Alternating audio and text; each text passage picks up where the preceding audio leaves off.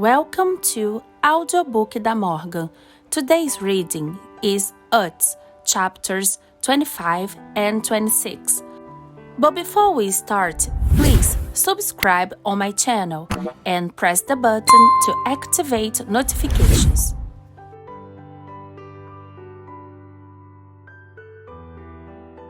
Chapter 25, Utz, by Bruce Chatwin. Their happiest time together was the mushroom season, towards the end of August, after the first late summer cloudbursts.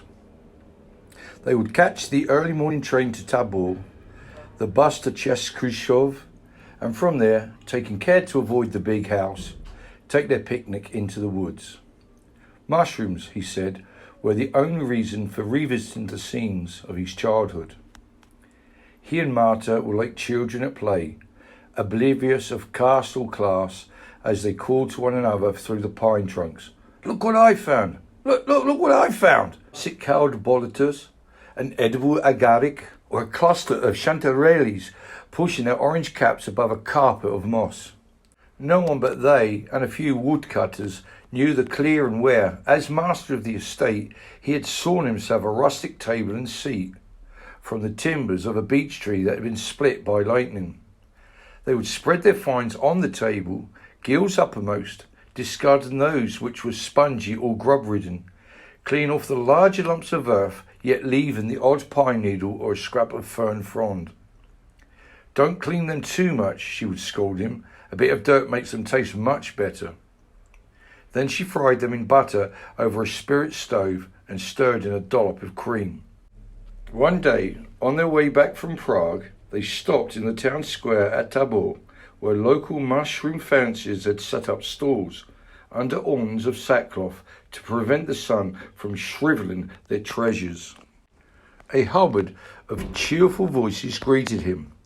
A peasant woman, a white headscarf wrapped low over a weather-beaten face, stood up and cried, "Look, it's the master come back!" He watched his old doctor, a mushroom fanatic, bartering furiously with a professional mycologist from the university over some rare specimen. And there was Mariana Palak, the laundry woman, wizened to a husk now, who nonetheless went mushrooming and had set up shop. Everyone in the market was laughing, haggling, giving, taking, proving beyond all doubt, whatever the zealots had to say, that the business of trade was one of life's most natural and enjoyable pleasures, more to be abolished than the act of falling in love. Chapter 26, Utz, by Bruce Chatwin. "What am I doing here?" Utz roused himself from his daydream. He looked at his wristwatch. It was late for dinner. He knotted his tie in front of the bathroom mirror. He trimmed his moustache. Still cannot be certain if I'm imagining a moustache. He examined his stubborn little mouth and said, "No." He was not going to join the float of exiles. He would not sit complaining in rented rooms. He knew that anti-communist rhetoric was as deadly as its communist counterpart. He would not give up his country, not for them. He would go back. But he knew that, once he had got back, the porcelains would re-exert the power of snobbery. The ladies of the Dresden court would turn their virtuous smiles on Marta, dismissing her to the kitchenette, where she would sit patiently in a shabby maid's uniform and black stockings with holes at the knee. He went down to dinner in the restaurant.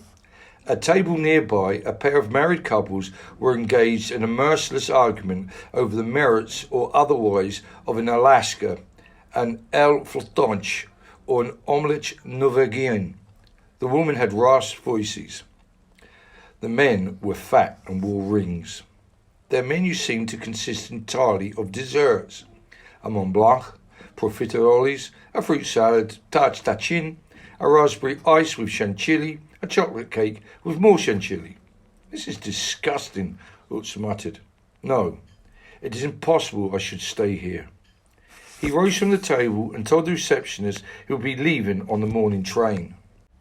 It depressed him, on crossing the Czech frontier, to see the lines of barbed wire and sentry boxes, but he noted, with a certain relief, that there were no more advertising billboards. End of chapter 26.